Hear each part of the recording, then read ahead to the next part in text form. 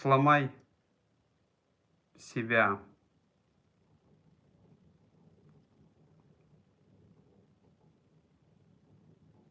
Сразись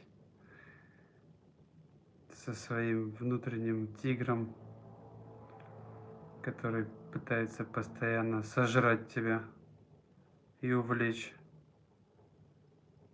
Тигр — это твой ум,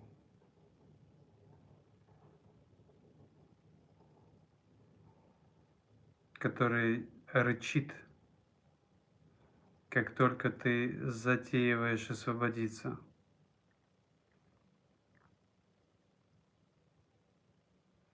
Как только ты вздумал что-то изменить и освободиться, он сразу рычит, и ты прячешься,